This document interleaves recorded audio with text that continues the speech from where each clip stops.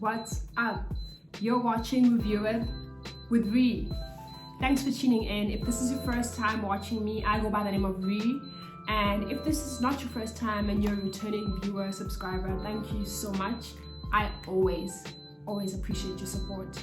So today's episode is basically on a series called 13 Reasons Why.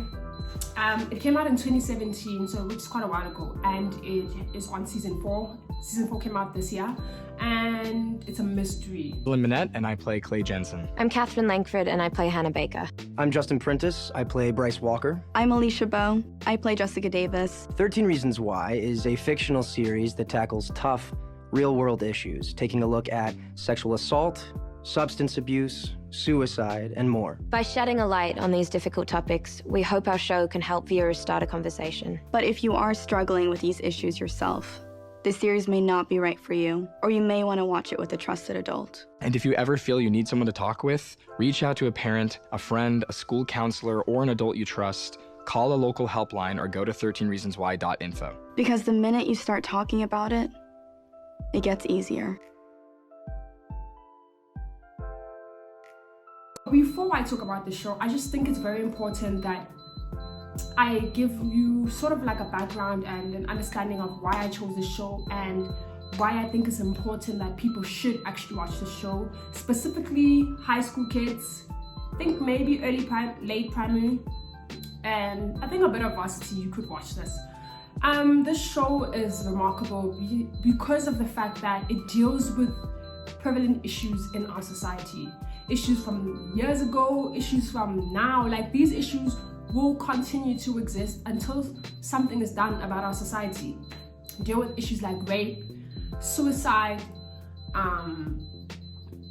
abuse, drugs, just a whole lot happens in this show, and that's why I think it's important, because what I like about it is that they raise awareness of these issues. They show us how some people dealt with these issues, and also what I really loved the most was that these issues that these people faced, the characters, you see that the characters went through something, but you know, it's not a thing of now this character is being put down and it's a shame that they went through this thing, you know what I mean?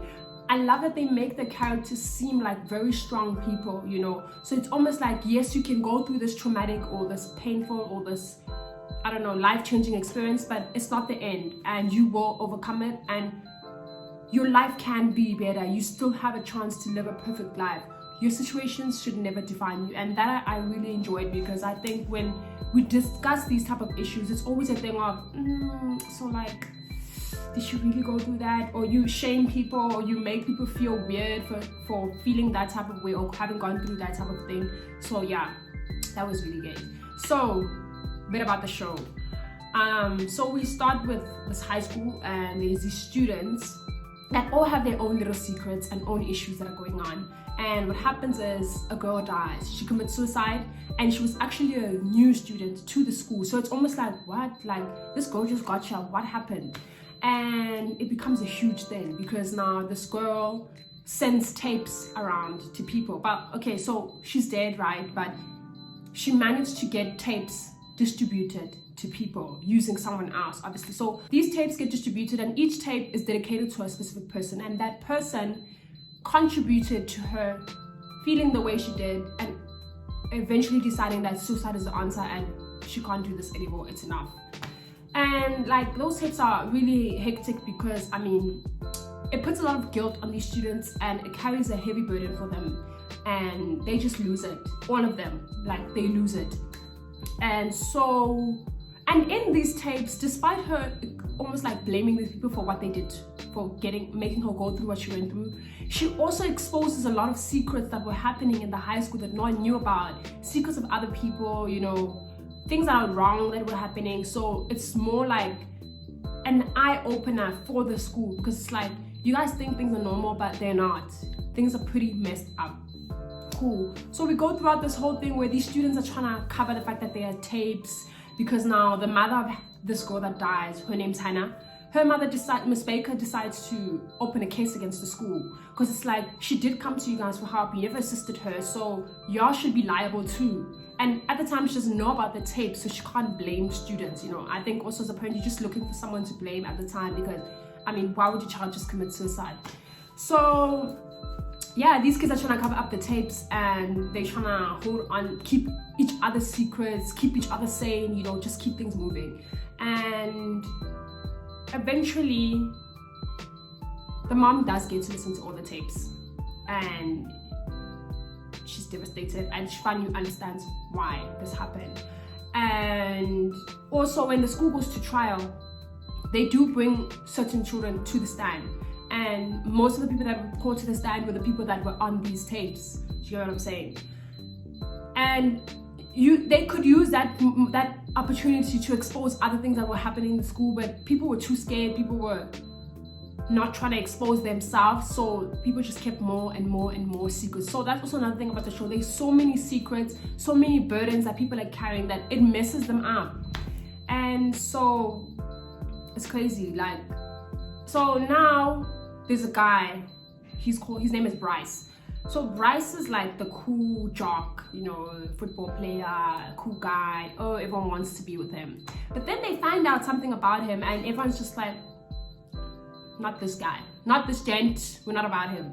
So he has to end up changing schools. It gets pretty messed up, and he messed up a lot of people's lives. So now people kind of want revenge, and something happens to him, and now we're in this place where we're like, who is it? Because he's messed up so many people. Who would have motive? Because everyone has motive, you know.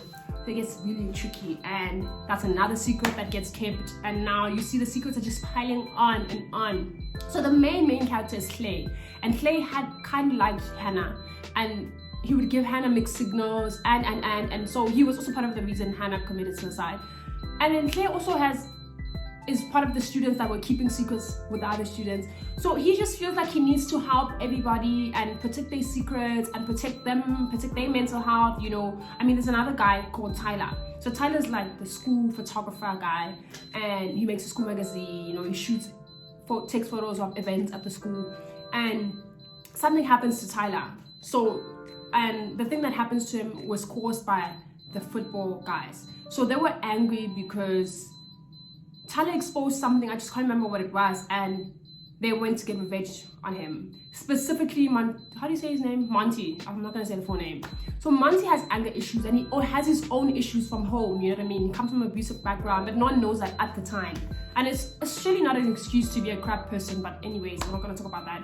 And so he does something to Tyler and with the other footballers, and it traumatizes him. Guys, that scene, I wanted to die. I cried, I couldn't. Like this show, you cry, you angry, you sad, you mixed emotions. Like, it's stressful, especially season 1 and 2.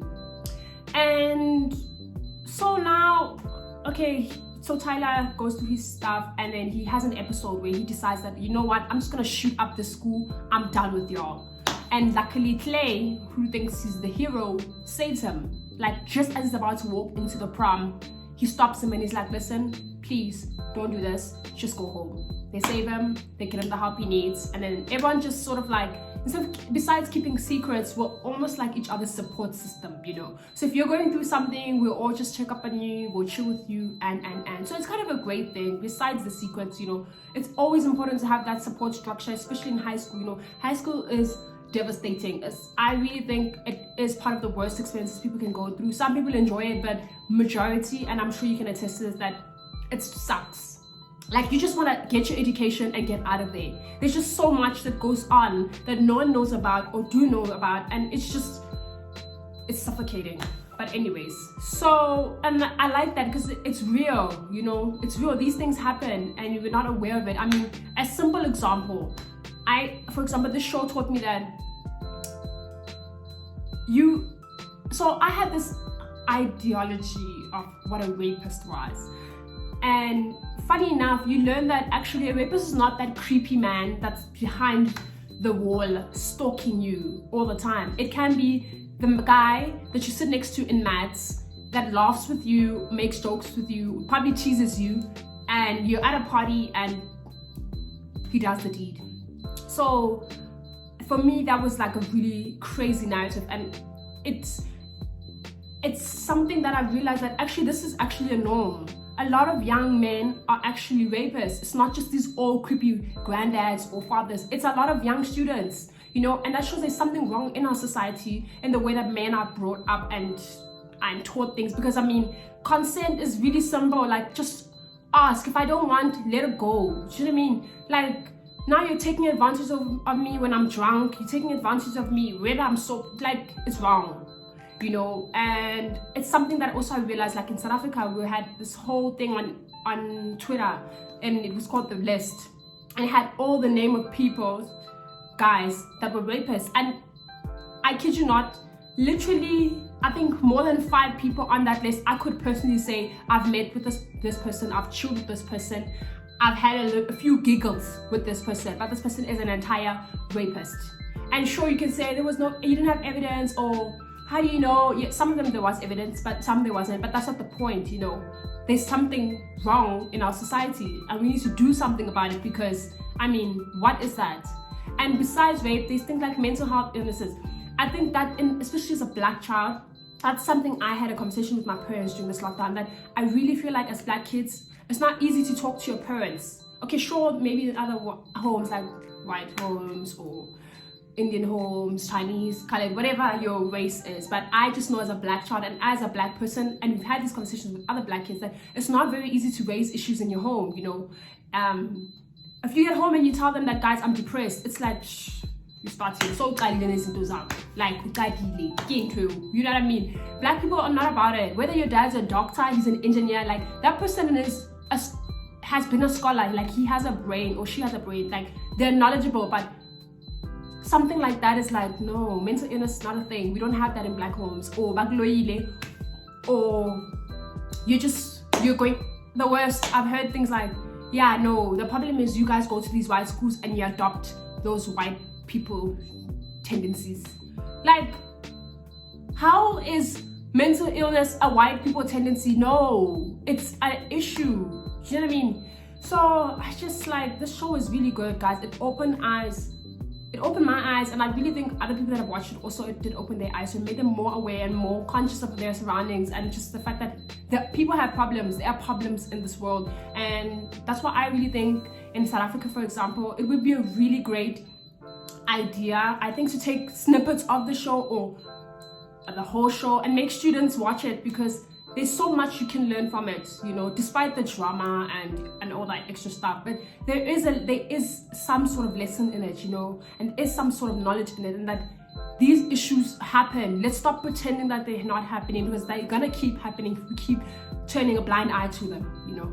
So I don't know, the show basically just ends with these students basically going off to university, and it just, throughout it, you just see that they just keep getting new problems and new problems and new problems, and these children are bursting because now they have so much that they've kept inside them that they lose it one day, which is normal. If you keep closing, like keeping things in, at some point you're going to explode, and it won't be good, you know. Like, I mean, Clay had an episode where he just ran to the police station, pretended that he has a gun on him, and then when the cop got closer to him and he's like, Claire, it's gonna be fine, it's gonna be fine, he just started crying.